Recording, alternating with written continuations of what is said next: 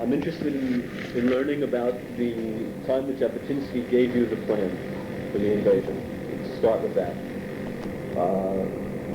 Was it one meeting, many meetings that he gave it to you? Was it did you discuss the plan with him? Well, the position the following. About mid-July, I left the United States back to London. The reason for my going to Europe was that in the United States we established the League for a Free Jewish Palestine,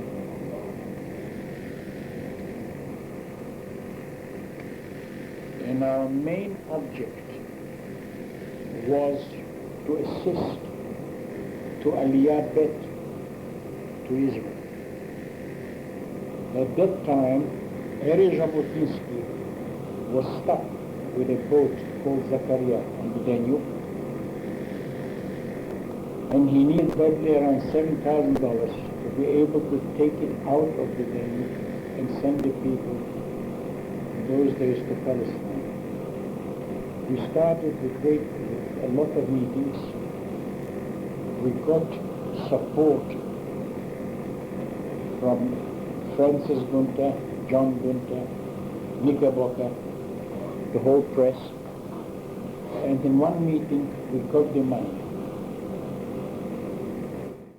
But we needed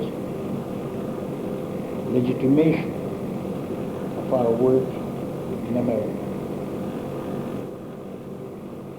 In the delegation, of which I was the secretary, the delegation was composed of Colonel John Patterson and Robert Briscoe from Ireland.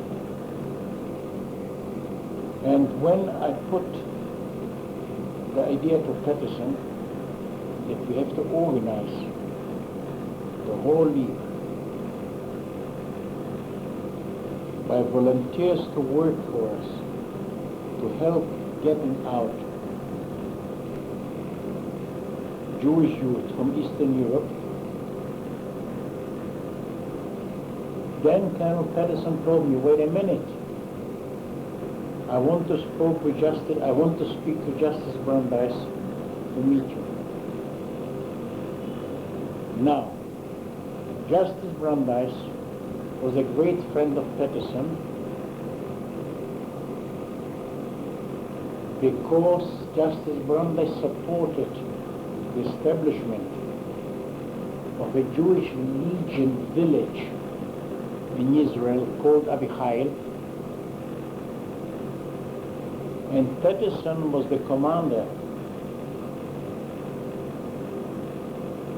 of the 38th Fusiliers Brigade of the Jewish Army in those days. He really called Justice Brandeis, was my friend. He says, Justice Brandeis, I want you to meet a young friend of mine, and he has to tell you something which probably people didn't get to discuss with you.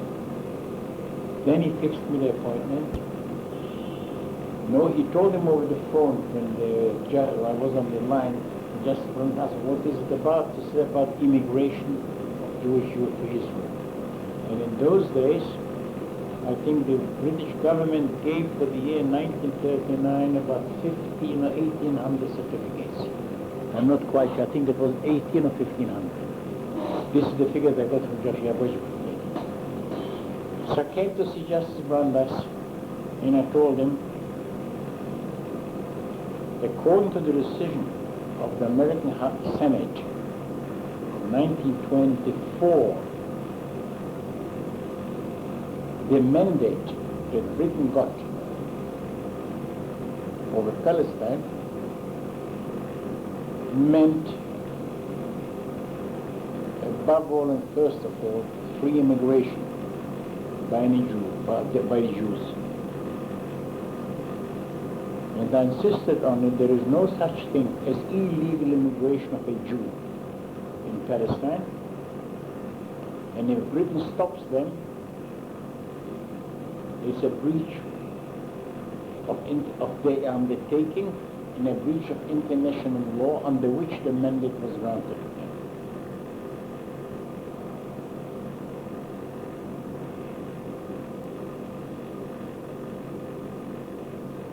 Justice Brandeis agreed with this statement,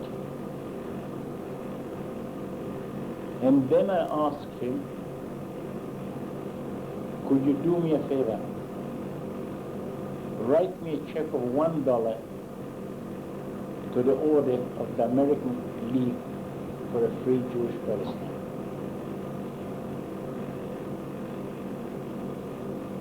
I remember he looked at me a little bit puzzled, and I told him, Justice Brandeis, I didn't come here for money. I came here to get your consent to what we are doing, because we are being vilified in the press here by Rabbi Weiss and his partners. They even came out with an announcement that there are two emissaries from the Irgun need to be here to be careful about us. That we are liars and we are called all kinds of names. Just to come back to the story, Justice Brandeis told me, look, my representative in New York are two lawyers, Robert Salt and Brody. I forgot the first name of Brody. They were partners in the law firm. This was the law firm. Salt and Brody, or Brody and Salt. This you can find out easily. I remember their office. It was in Wall Street downtown. Said, I'll see to it the day you do it. I went to Brody. He was an ardent Zionist in full support in those days of the general Zionists. He was in contact with the Emmanuel Newman, with all the people there, Rabbi Silver, the whole group. It was what we call Tzionim Aleph. So then Brody, and he wanted them from the office to give out a statement on his behalf. Anyhow, Salt torpedoed the whole idea, and meanwhile time was pressing. So the idea was that we form a small committee in New York, and then it was, in this committee was Colonel Ratner, John Gunter, his wife Frances Gunter. There were Harvey Schwamp, who was an owner, I think, of the bank, Bookie, something like that. And I was asked to go to Europe and to organize an international committee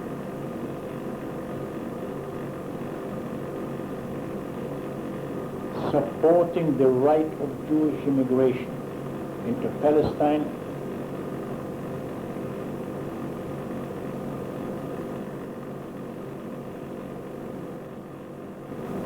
and supporting our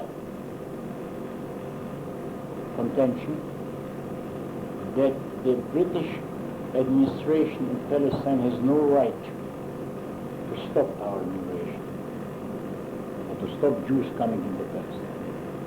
I started out in London,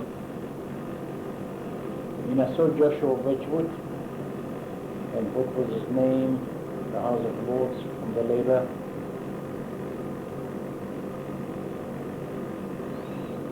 Boyd, there were three people I got in touch with, and they all agreed to it. In a few minutes I'll remember the name, I probably have it at home. Joshua Wedgwood, what was his name? He was later, one of the editors. Yes, Emery. Emery was also one of the people who edited in the London Times. I got these three people, and I had to go out to Europe, Paris, Bucharest, and Budapest. Bucharest, we already had a strong position because the king there, King Karl, was all for it. And the Polish government wouldn't have anything. A few days after I arrived in London, I got a message from Jabotinsky to come and see him in Vals-les-Bains. Vals-les-Bains is the Haute-Savoie. Yes. Vals-les-Bains, V-A-L-S hyphen Le-Bains, L-E-B-A-I-N. Vals-les-Bains, where he was resting with his wife. This was already the first half of August. At that time, the Zionist Congress took place in Geneva. Was it Geneva? Geneva. And we decided, the Irgun decided to send our own delegation to propagate the delegates to the Zionist Congress.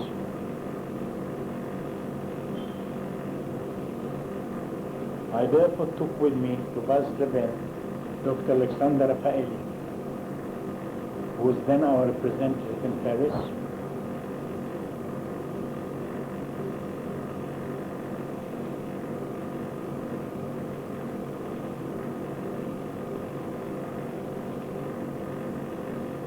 Hillel Kook, who replaced me as liaison between the Irgun Tzvai Command and Jabotinsky. When I left on the above-mentioned mission to the United States, in a delegation composed of Colonel Pedersen, Driscoll, and myself,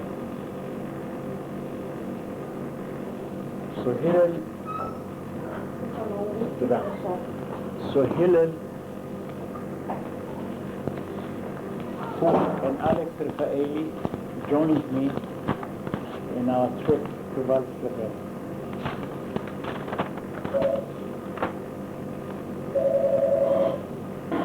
Hello. כן. איפה אנחנו עמדנו? אתה אמרת שאתה ורפאלי וקוק. וקוק, הגענו לוואלס-les-Bains. בוואלס-les-Bains, אתה רושם? לא? אתה רושם? לא? כן. אז אני רוצה להמשיך. בוואלס-les-Bains הגענו לפנות ערב כמובן, זה היה אותו יום. זה היה בתחילה, זה היה בערך ב10 או ב12 אוגוסט, לפני משוגעים, 39. כשהגענו... We might as well go back to English if we started... Oh, sorry. In Vals-les-Bains, I think we arrived at something like that, between the 10th and 12th or 13th of August, something like that. No, wait a minute, I made a mistake, sorry. It wasn't a mistake. It was at the end of July, I think, or the beginning of August. The end of July, it couldn't be earlier. Because from there I went to Geneva. From Geneva I went back to Paris. But yes, it was in July, the second half of July, I'm almost sure. And then Jabotinsky turned to me and he said, I would like to talk with you tomorrow morning. We fixed an early meeting, I think it was about 7 or 7:30 in the morning.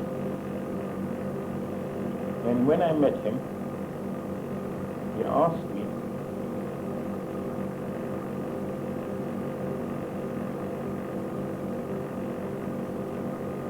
whether I believe that if the Irgun would declare, or not declare, would start a revolt against the British government in Palestine, the Irgun can hold out for 24 hours, raise a flag, raise their national flag. on the center of their power.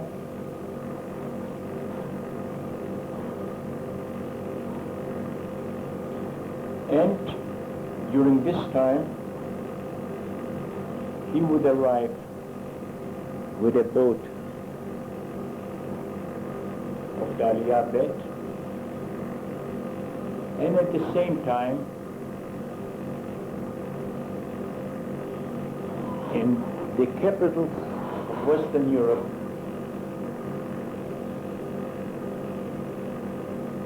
in each capital of Western Europe, there will be a committee which will declare itself as the representative of the provisional government of the Jewish state.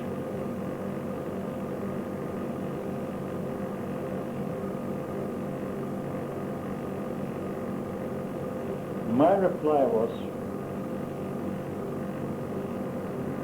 that I cannot say a thing about it before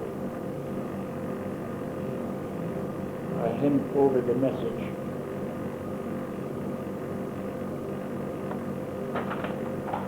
to the Mifkada of the High Command of the Irgun in Palestine. Eretz Israel, בהארץ. Eretz Israel. בעברית המעמד שלו יהיה בארץ. אנחנו לא השתמשנו פלסטינה אף פעם. אתה יכול לתקן את זה. He said, okay. Can you spoke in Hebrew? Please. You and Jabotinsky spoke in Hebrew? Always. Yes. With Mrs. Jabotinsky I spoke English. With his wife, Johanna Jabotinsky, who spoke English. He always used to introduce me to his friends, Dr. Schwarzman, as that he's a wonderful man, only he has one defect, he doesn't talk Russian. Now, so I saw him, so he said, all right, we should speak about it. I saw him next day. I told him what our plans are for Geneva, and this is the reason why I had to tell him.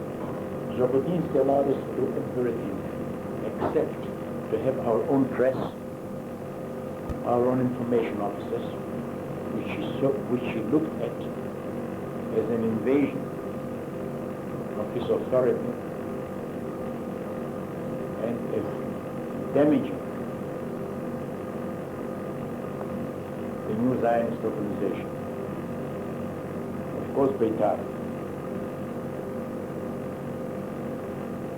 We told him the reason for it, and then he said, if you are going there, I'll give you a letter to a member of the Mendic Commission.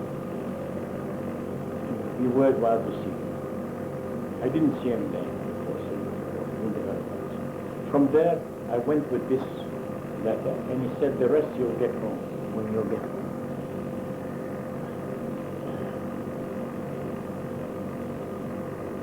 I arrived in Geneva, and we worked practically around the clock to prepare all our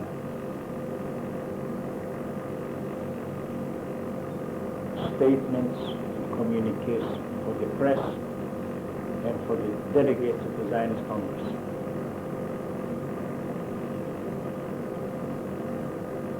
About the third or fourth day, when I was in Geneva working hard with Aleph, I got a cable from Palestine, from Eretz Israel, from the command. I don't like to use the word Palestine, especially today. I got a cable to come immediately to Tel Aviv.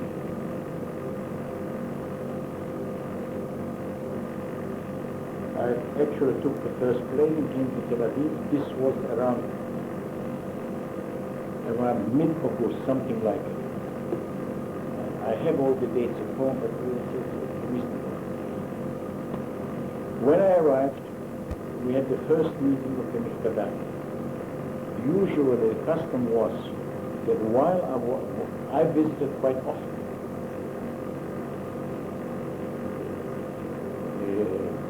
Israel to speak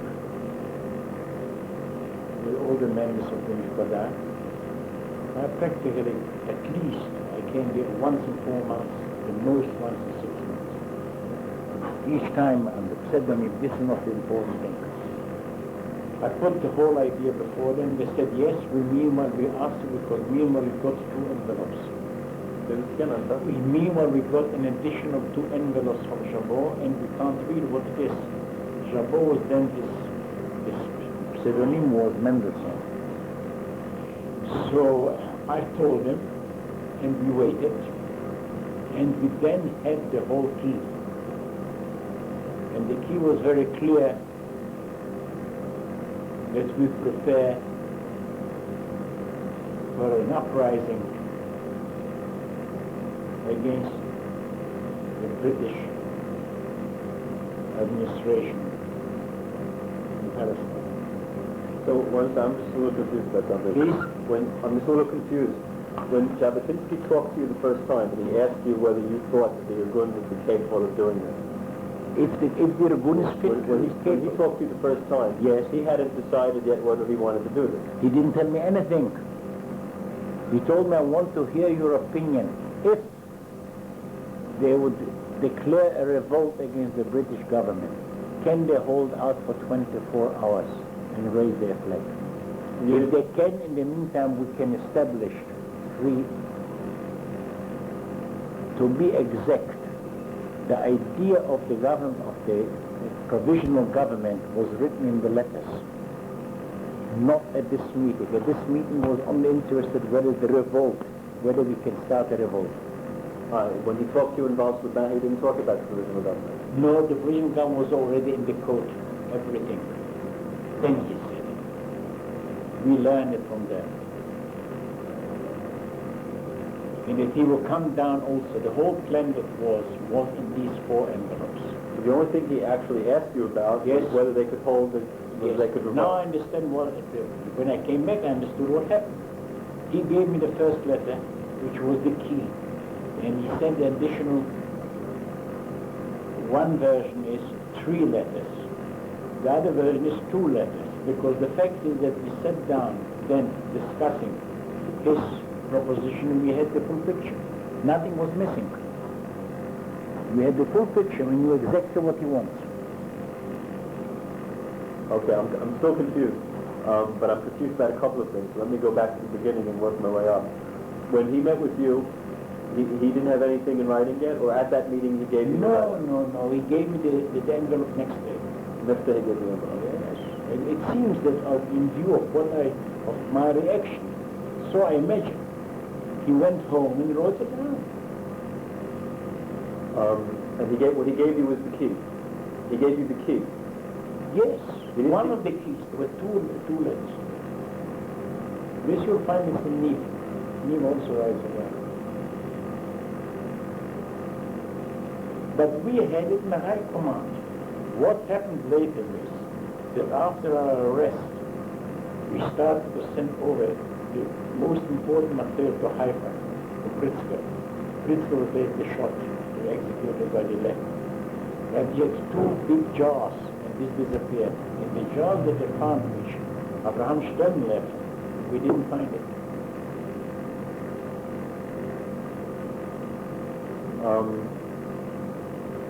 The meeting at which he asked you this question, whether you thought you were good to do it, discussed other things, or was it the only question he asked you? No, we discussed a lot of things. We had a long talk, and I'll explain why. Don't put it down. Can you put it down? I'll put it down, please. I just want to ask you one more question now, and I'll continue. Yes. So when you were meeting the night of the arrest, it wasn't the first time you were discussing the plan. Please? When you were meeting the night of the arrest, yes, it wasn't the first time that you were discussing the plan. Oh no, we had several discussions, several meetings. First of all, we had to wait also until everything arrived. These envelopes didn't arrive in one batch. How did the other ones get here? In different addresses. We had our own secret addresses, our own secret cables. So they weren't specifically waiting for your key. They already had your key. They were waiting for the other envelope. No, I told them what the idea is. We opened the key, but it said nothing. It meant nothing. The key was discussing a soap factory in Acre and cosmetics. But we realized immediately what it